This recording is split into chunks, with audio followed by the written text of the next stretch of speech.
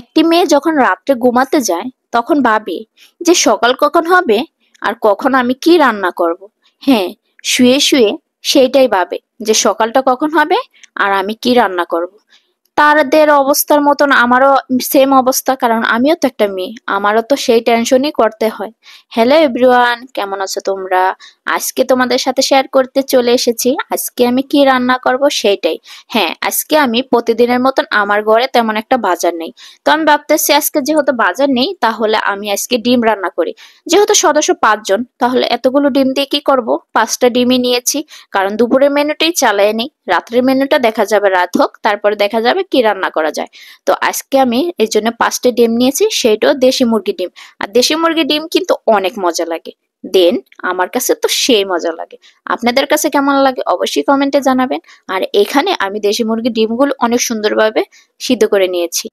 এত সুন্দর ফ্লাইফি হয়েছে, মানে এত সুন্দর তুলতুলে হয় যা বলার বাইরে, আমার কাছে তো অনেক ভালো লাগে। আর দেশি মুরগির ডিম তো ফ্লাইফি, মানে কি বলবো, অনেক মজা লাগে আমার কাছে। আর তুলতুলে নরম হয়ে যায়, খেতে কিন্তু সেই টেস্ট। আর আমি যখন গ্রামে যাই তখন কিন্তু আমাদের দেশে গেলে আমি সবার আগে খোয়ারে যাই। মানে আমরা খোয়ার বলি, আপনারা কি বলেন জানি না, মুরগির মানে খামার যেটা মুরগি রাখে, আমি খোয়ার বলি আমাদের আঞ্চলিক ভাষায়, গ্রামের ভাষায় খোয়ার বলি।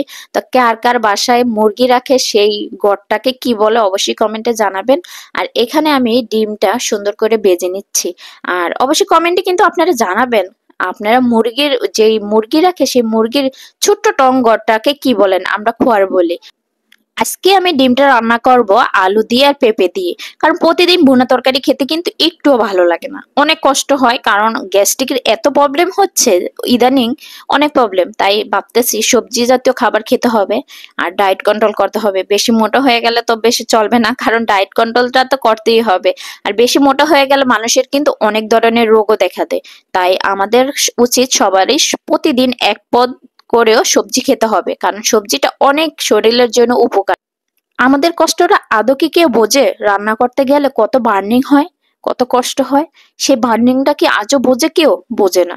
কারণ একটি মেয়ে ঘর থেকে সংসার থেকে শুরু করে বাইরের অর্থনৈতিক কাজেও কিন্তু অনেক সহযোগিতা, সেটা কিন্তু আদৌ কেউ বোঝে না। অনেক কষ্ট হয় একটা মেয়ের লাইফে, সংসার সামলে ঘর সামলিয়ে সবকিছু করতে।